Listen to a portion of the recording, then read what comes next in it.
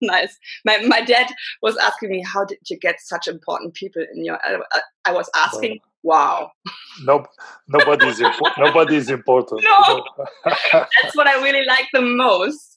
That you are going to people's living room and you can see their kids and their cats, and it's so funny what is happening. And when people are trying to be serious and some children are just passing the line. So for me, it's really a nice habit, but I really miss, this kind of speaks I normally have. And even the lady, which was in my talks about biology, she told me, normally we would be in a room and we would be like chemistry. There will be chemistry. And now my brain is asking, what is Mohamed about? There's nothing coming to me. So it's a good, I think it's Zoom fatigue. It's also like Zoom fatigue. So it's 7:15 as we promised. My dear Mohamed, I'm so proud that you are joining my She Drives Mobility live talks today.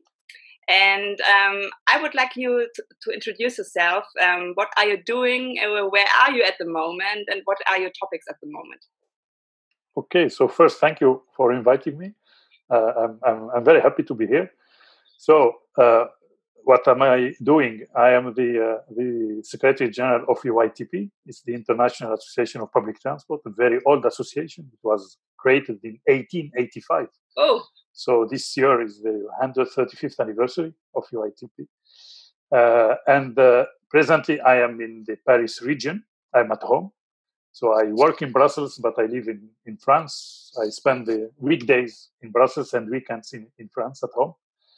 And of course, this period is a very important context for mobility, for public transport. I am very busy working on this issue, of course, as you can imagine,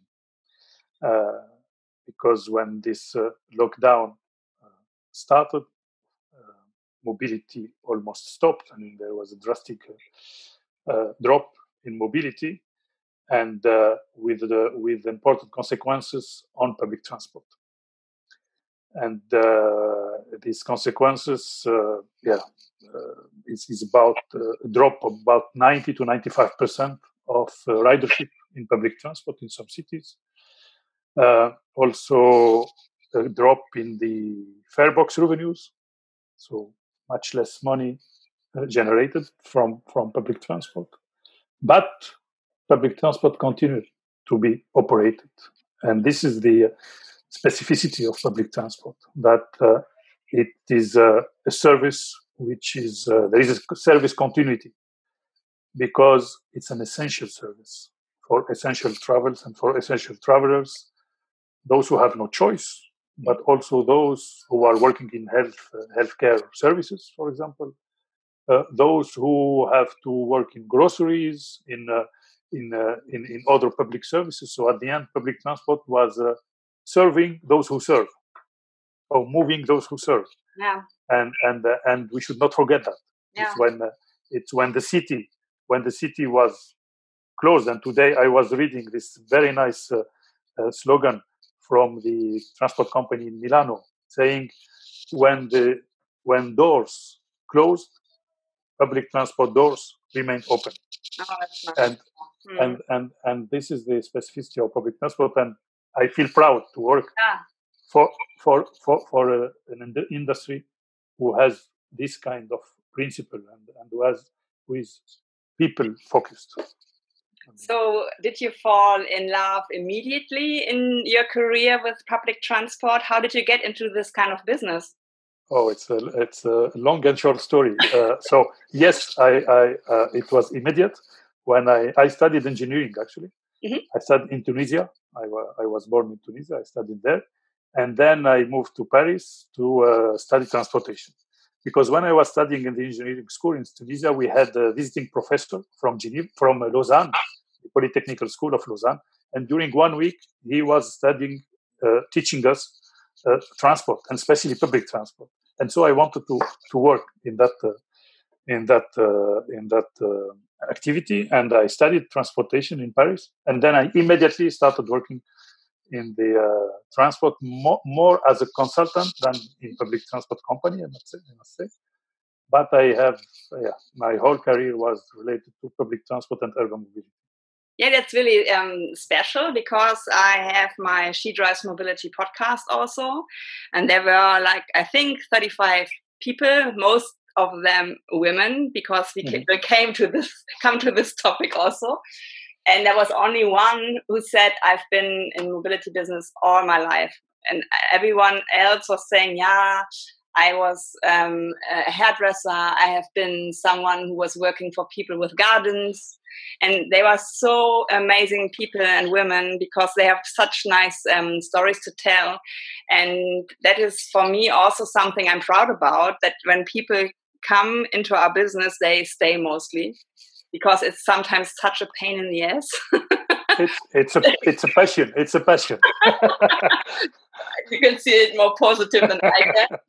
Yeah, because you will get no flowers. It's so like the water is coming from. No, it's the energy is coming. Everything is like, yeah, okay, of course it's working. And I'm really also proud about. I call it Team Nahverkehr in Twitter always, because it's such a good job they did, and also embracing this kind of fears at the beginning as persons, because everyone was insecure. But they were there for us, and for me, it's really something I feel better with some other topics you can work for. So let's start it positive with women in mobility, because I also realized that UITP is focusing on this kind of topic because it's a really male-dominated topic. People are not so into it to see how heterogene this kind of topic is, how many things you can do in mobility business. And in pre-corona times, as we now say, I really saw that you were also, as a person, pushing this kind of topic to have more diverse teams, more people coming to this business. As you are now following this line from the beginning, how does it change? What are you doing to get more diverse teams into our business? Thinking about this topic, I would like to tell you a personal story. Because I told you earlier, I was born in Tunisia. And I was born in Tunisia in the early 60s. And it was a few years after the independence of Tunisia. And at that time, the president of Tunisia, Bourguiba, he was an Arab leader, and he was very advanced compared to other Arab leaders at that time. And he immediately, after the independence, he said, now we have to fight, we have to develop the country, and it's not acceptable that half of the population will not contribute to the development, that half of the population will stay at home. So we need everyone. And so he designed special regulations and laws, etc., in a way to have women, let's say, free and emancipated compared to other Arab countries. And I was born in that context. And I was born after five sisters. And I saw my sisters, of course, growing and studying and developing. Their professional activity, and I have never. And for me, this was the model, because I was in a family dominated by women, and for me that was the model of this woman. So I have never imagined that women are facing issues. Because I was, and for me, it was a natural, natural thing to have an equality or equity between women and men.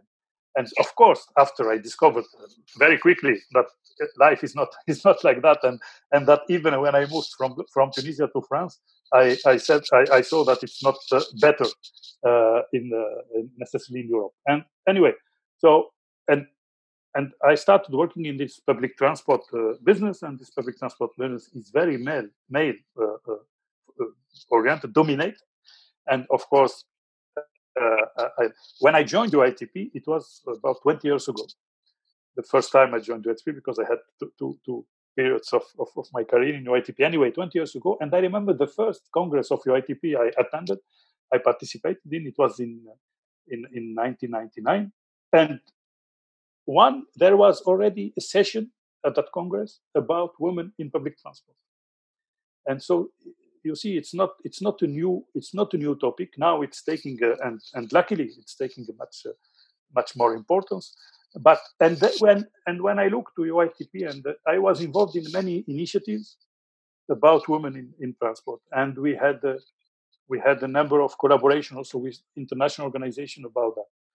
And when I started as Secretary General, so 2.5 years ago, I decided to have this as a priority, one of the priorities for UITP, and so we joined forces with the ITF, the International Transport Workers Federation, to promote the employment of women in public transport, and you know that there are presently only 17% of the workforce in public transport are women, only 17%. The objective we have agreed on with ITF is to reach 40% in 2035. So in 15 years. It won't be easy. It's a challenge. It's a challenge because and especially when we talk about managerial position for women. And I see, each time in UITP, each time we would like to organize sessions, conferences, etc., and we would like to invite women leaders. Yeah? So and there is much less choice than men. But of course, we identify them, and we invite them, because this is also another priority we have fixed, is that we don't want any more sessions without women or conferences without women. And in the last Congress of UITP, last summit of UITP in Stockholm a year ago, we had 126 women speaking in our summit. It means 42% of all speakers. And you will never find a transport conference in the world with 42% of speakers, women, except, of course, the conferences organized by Women Association. But in let's say other associations organized a conference, they have never had this number of women. So for me, this is a priority, but it's also a priority in the committees of UITP, in the boards of UITP. When I started the executive board of UITP, there were no women at all. Now we have 20%. Of course, I am not the one designating this woman or electing them. They are elected by the members. But you have to push to make sure that in the candidates there are women, to encourage the members to apply also. So it's not easy, but I love this challenge, because I see that we are progressing. I'm not alone, of course, doing that with my colleagues, and they are all convinced also that we have to do that. And there are still things to be improved, because when I see amongst my colleagues and those who are holding managerial position at UITP in the secretariat, not as members, there is still a work to be done to have more women in this position. But I am confident we will succeed. So, do you have any kind of tricks or tips regarding how to spread the word? Because I left this business from the inside. I'm now a bit from the outside.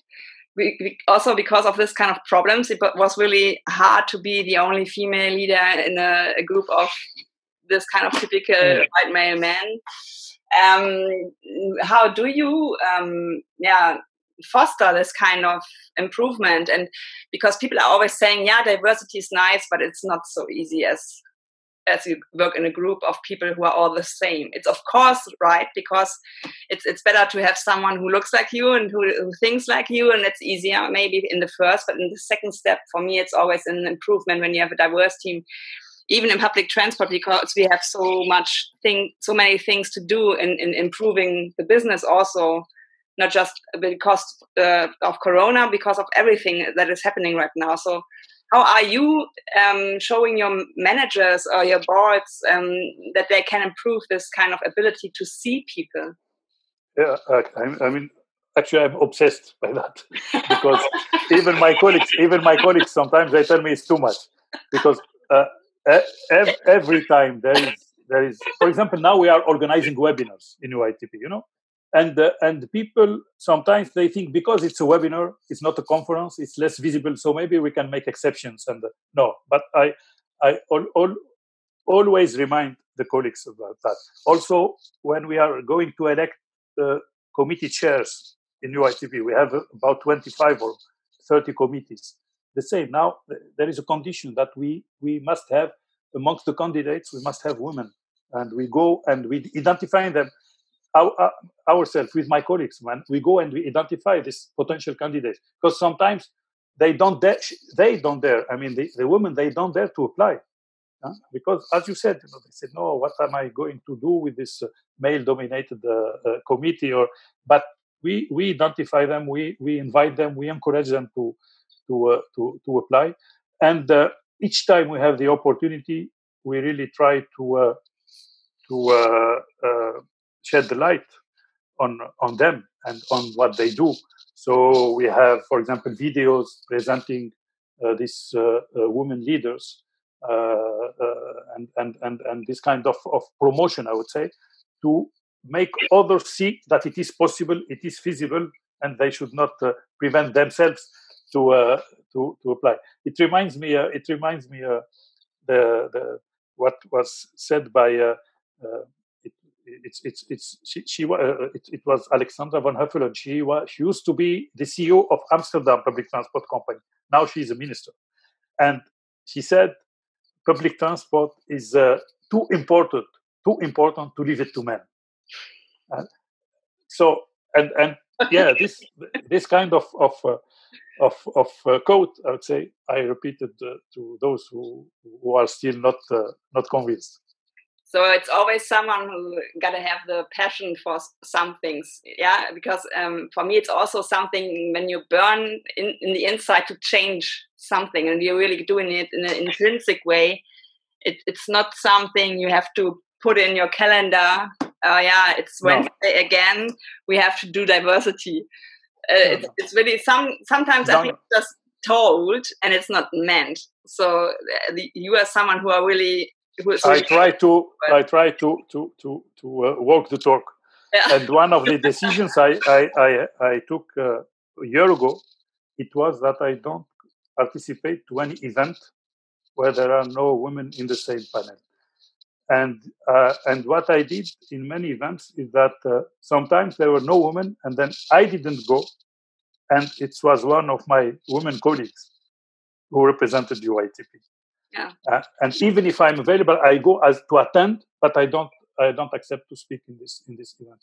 And okay. Now I mean, and I also force sometimes some. I am lucky in my position. I can maybe force some organizers to invite women in the same panel. When I told them I will not come if there are no women, then they are, and they found women. So it's possible, of course. Yeah, it's sometimes funny, but for me, it's also okay if you have this kind of lack. I don't know if you saw this kind of topic with Volkswagen at the moment with this ad. And I had really discussions on Twitter that people were explaining me why this wasn't racism.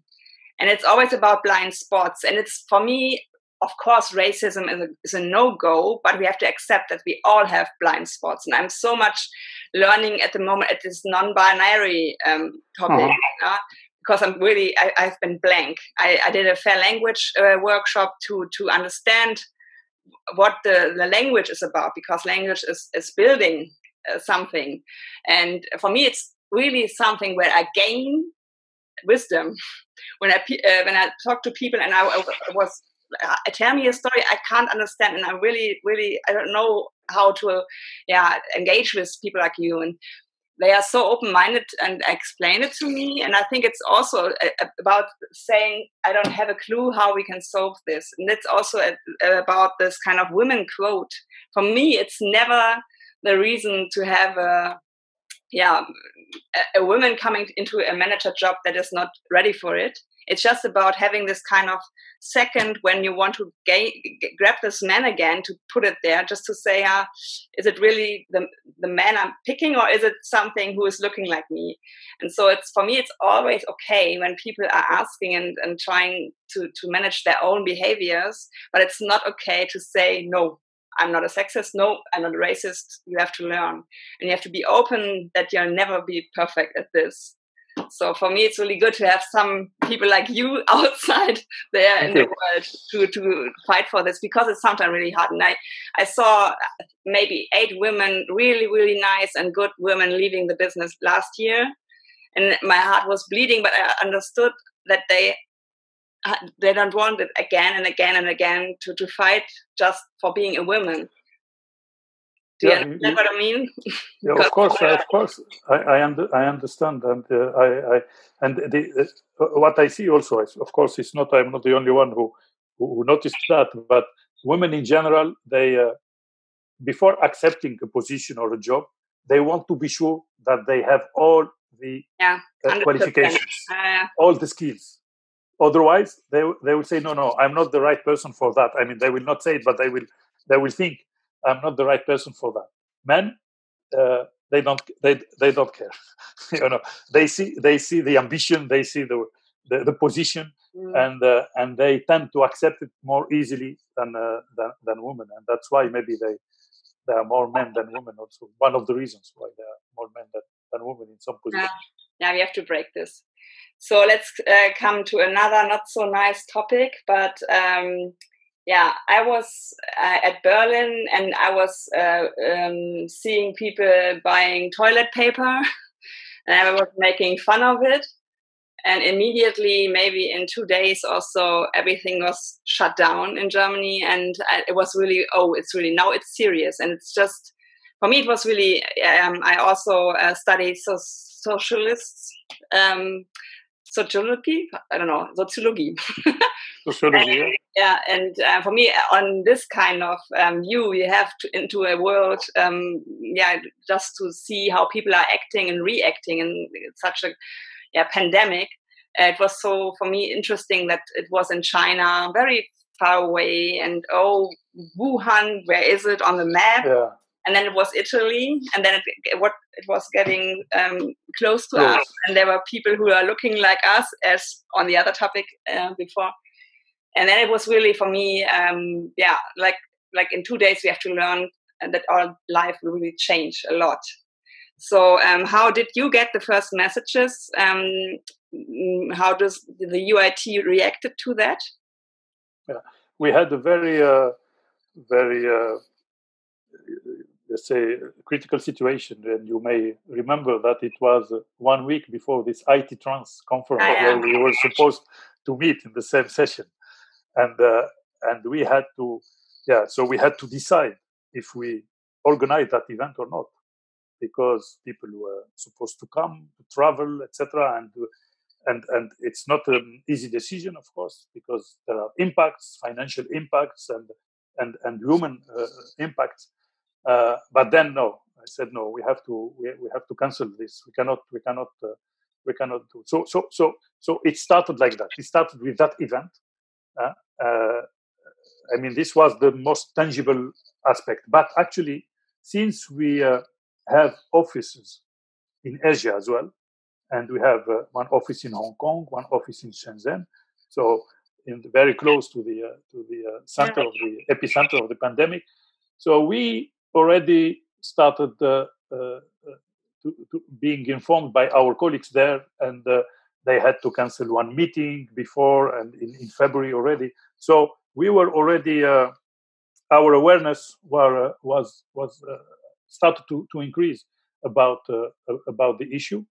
And what is good is that there was this event that we decided to cancel, and then so we decided to cancel committee meetings because we were started to be concerned. No, even if it's a short trip in Europe, no, we cannot do it. And we were lucky to immediately think about how we will manage the office, I would say, and how we will preparing for teleworking. And we were ready before the Belgian government announced the lockdown. And we started 3 or 4 days before. We said to the colleagues, you can stay at home. If you don't feel comfortable to come to the office, etc., you can stay at home. And 3 days later, the Belgian government announced the lockdown. And we were ready also from an IT perspective, from all the logistics, and to be ready to work from home. So yeah, for that, it was, of course, it was a critical period, but luckily we managed it properly. But not all PTO business is so digitized. No. So I think UITP is more like a pioneer. Yeah, but we are an association. We are not involved in operations, of course. Our task is much easier than a public transport company. But for public transport companies, of course, some workers, they immediately started teleworking. But so those involved in operations, in maintenance, they have to work on the spot. And for them, of course, it was challenging.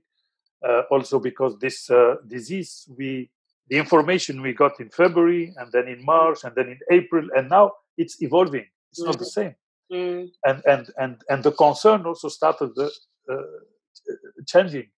And so that's why also in UITP we wanted to recognize those who work in public transport, and especially those working in the front line, the drivers and the agents in the stations, etc. And we launched a campaign, Guardians of Mobility. Thank them. It was a campaign which was also used by many of our members all over the world, and still now, and from time to time I tweet, thanks Guardians of Mobility, because for me they are, as I said earlier, they are doing an essential job, and without them, the city will not work, will not live. So they contribute to keep cities alive, and this is one of the lessons also we learn in this. So you have a kind of overview in the worldwide PTO business.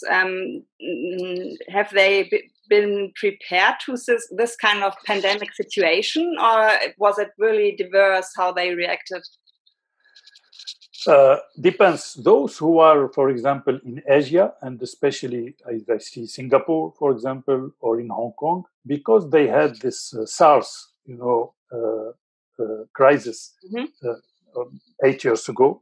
So they had already defined emergency processes and the protocols, and so they were more prepared than those in Europe, for example. And I was surprised even to receive calls or requests of information coming from very big companies in Europe that said, we don't know what to do. Can you please inform us about what they are doing in Hong Kong or in Singapore or in China, to learn from them? So most of the companies, they were not prepared. They were not prepared because this kind of crisis, I mean, it's an unprecedented crisis. It's exceptional. And that's why also what was decided during the first days has evolved during the lockdown, because they learned, I would say, by doing. And so it's not an easy time. It's a really crisis time for most of them. So is the UITP like a positive spider in the net? Have you also managed to have this kind of exchange of information? Sure. So immediately we started compiling information from our members, and as I said, because in Asia they were ahead, so we could collect some information from them, and we started sharing this information. So the week after the first week of March, the last week of February, we have already published a paper on the pandemic and how what kind of immediate measure you can implement in a public transport company. And we build this knowledge because we have a security committee at UITP, and also thanks to the information we have collected from Asia. And so it was the first task. And then we created a LinkedIn group for our members only. And there are now about 800 people in that LinkedIn group where they can share information. And we have been posting a lot of information also in this LinkedIn group. we organized many committees, webinars, with committee meetings, so with our members. And what was good is that because it's a webinar, at the end, much more people participated than used to participate in a physical in-person meetings. So, and because members they wanted to know more how others are doing. So we organized this sharing of information between the members, but not just the members. We invited experts also to share the information. As I said, we have launched this campaign of Guardians of Mobility. Also, we have launched a task force with UITP staff and members together, and this task force is coordinating our action in this field.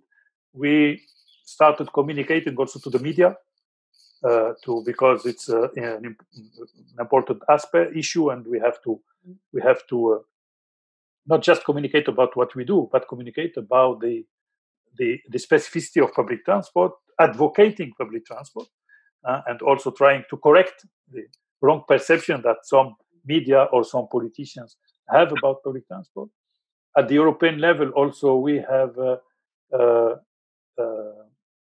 launched open letters or sent open letters to the European Commission, to the European Parliament, to the Council of Ministers, because there is a need to get financial support. So we want the European Commission to support this kind of approach. We had a meeting with the Commissioner of Transport at the European Commission. We had a meeting with the Vice President of the Commission. We have next week a meeting with the President of the Transport Committee in the Parliament. So we have also interaction with the World Health Organization and with our sister associations, the International Rail Union, the International Road Union, the ITF, and also city associations, UCLG, for example, a lot of associations, to join forces to advocate the case of public transport. So it's a very active, period of time to support our members and to support the sector. Yeah, of course, because there were weeks and days where you have totally no new information. It was like because my daddy, he's 80 years at the moment, and he's always asking, why are there so many different informations? And I was, because it's a pandemic we never had before, and people are just trying to get the news to share what is now right can be wrong tomorrow. And it's really this kind of imbalance, and where we now in Germany are also feeling a kind of insecureness because people don't want to be in lockdown anymore. It's summertime and people are telling us, now the clinics are empty. No one is having COVID as much as we said before. So what's the problem? And it's really not just this kind of topic. It's really like a politic topic. We have to share also our views, and it's about finding a new balance, I guess. It's also I don't want to interrupt you.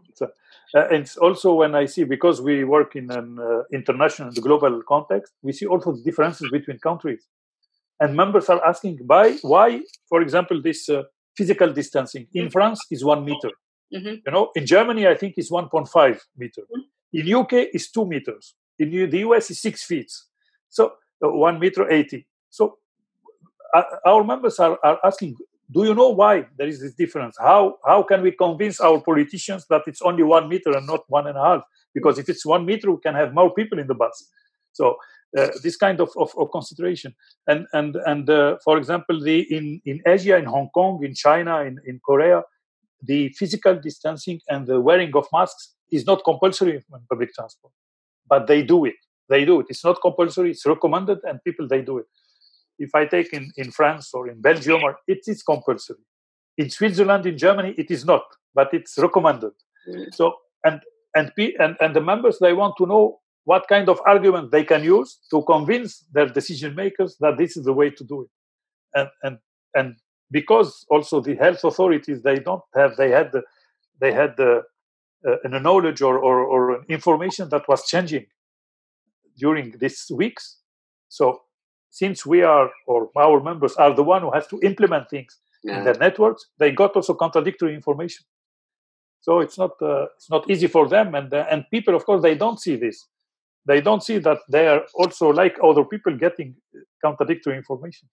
They only see, oh, why the bus is like that or the train is like that. That's also our role to communicate, but we don't communicate to the large public. We communicate to professionals.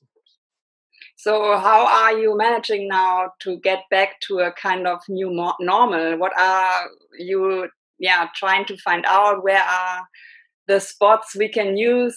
Because as we told before in our when we meet before, Germany is really getting back to car. It's really at the moment climate crisis is climbing up again a bit, but not so much, which I understand because there is this thing you can see and there are people really in danger, but climate crisis is really waiting for us. She won't go away. So how are you managing to get this kind of PTO business into a state where people are feeling more secure to use it? And what can we do to make the new impact on this kind of topic? Sure, it's important because first we need to restore trust in public transport, and I understand people. They say no, maybe there is a risk of contamination if I use public transport, etc. So we have to restore trust, and we need to restore trust by acting rationally, but also emotionally. So on the rational level, of course, it's about cleaning, disinfection. It's about showing also to people this cleaning and about making it visible to the people. It's about this distancing, etc. So this is the rational way. But people, it's not sufficient. Because they have also to emotionally accept to go there. And this is the most complicated part. And this is where the communication expert and the marketing expert are working now. And I see some campaigns coming from public transport companies to see it's maybe by responsibilizing also the travelers, not just the company, because the travelers, they also have to behave in a certain way to make sure that, because if everyone behaves in the right way, there will be no risk of contamination. So there is an educational role, I would say, of the in the communication. So this is the immediate, let's say, the short term and the immediate action, restoring trust, and then it's looking more long term and trying to increase the awareness of the policy makers that, as you said, this climate change is still here. I don't know if you show this caricature where you see the wave of COVID-19 and the much bigger wave behind of the climate change. And this is the situation, is that COVID-19 is nothing compared to climate change, because COVID-19 is limited in time. And even if it is not limited in time, we will find a way to live with. But this climate change is much more serious.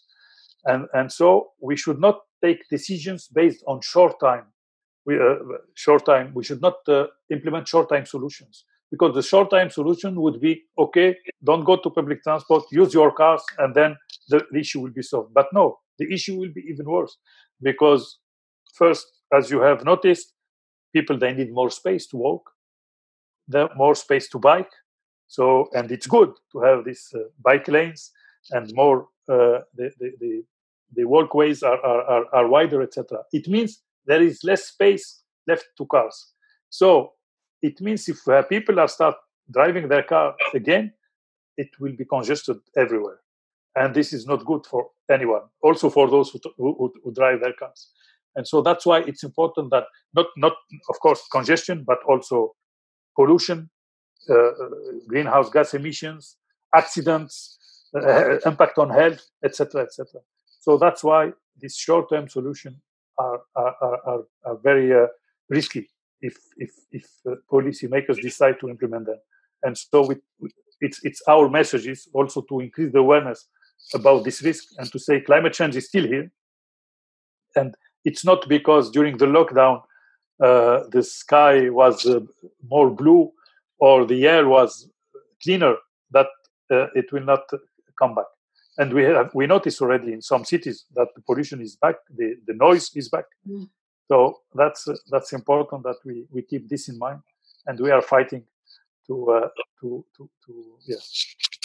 push this message. Do you already have changed some plans? Because I think there was a new year 2020. Mohamed was making his tears, and this will be the year of PTO business coming up. So do you have to change what you have planned?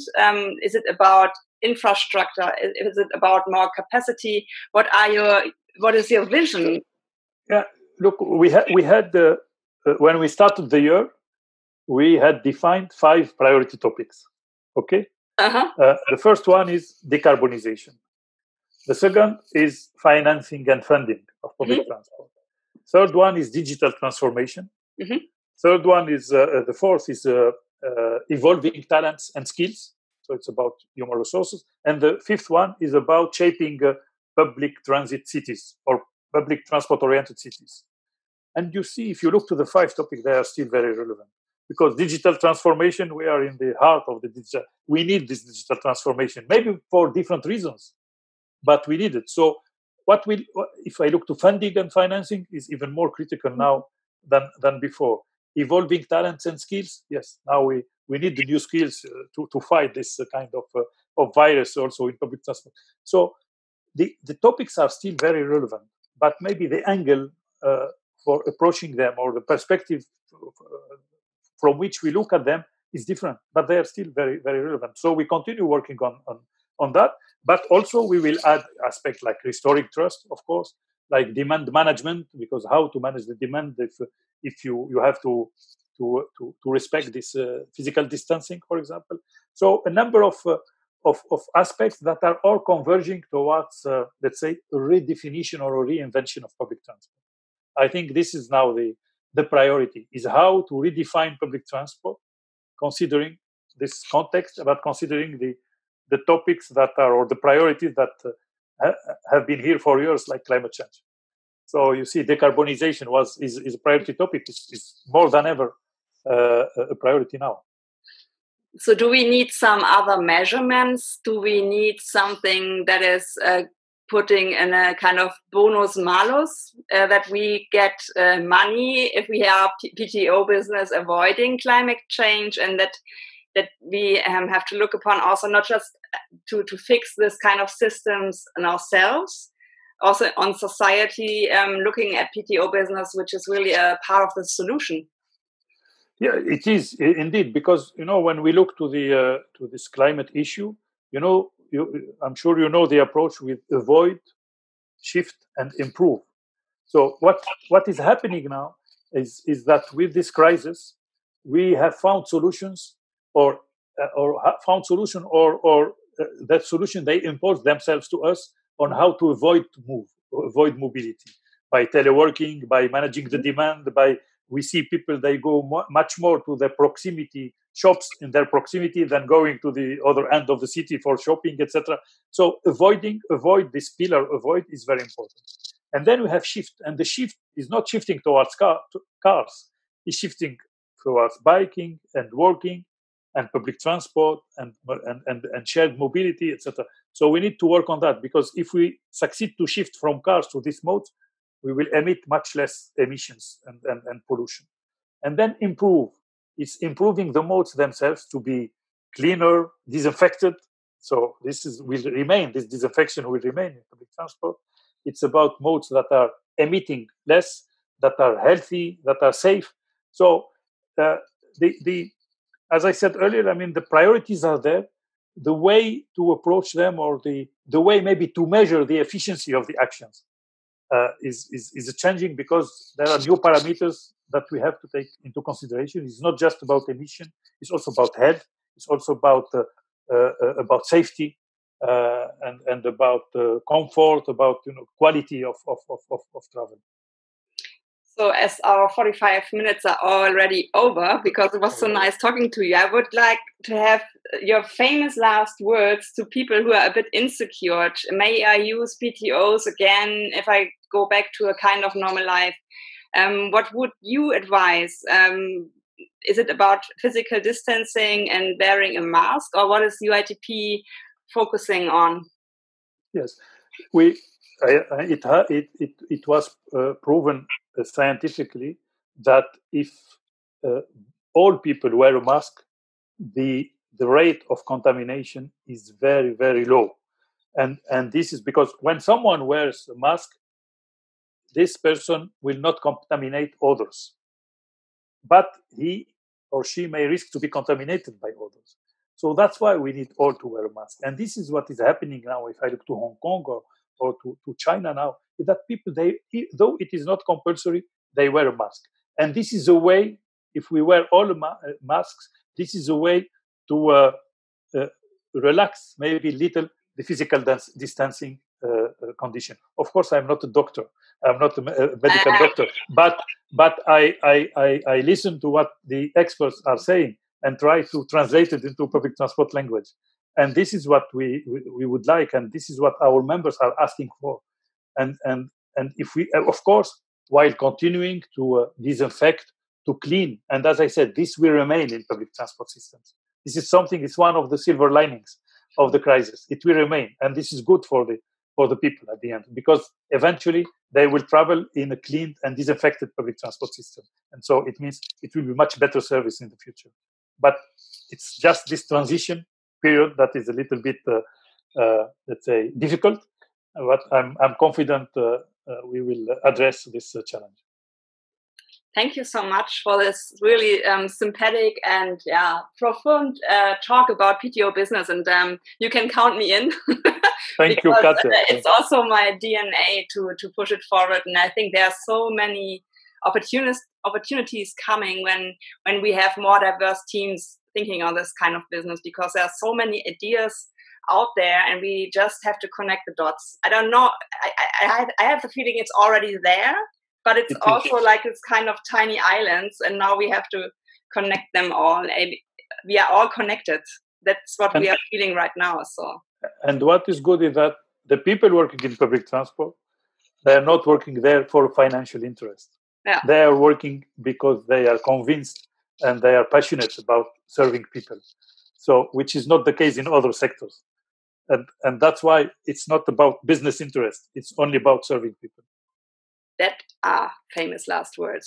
And I see your bright smile when you talk about it. So it's really, it goes because it's my passion and my conviction. Have a nice evening. Thank you, Katja. So much Thank for you. being here, and Bye-bye. stay safe. Thank you. Bye. Stay safe. Bye-bye. See you.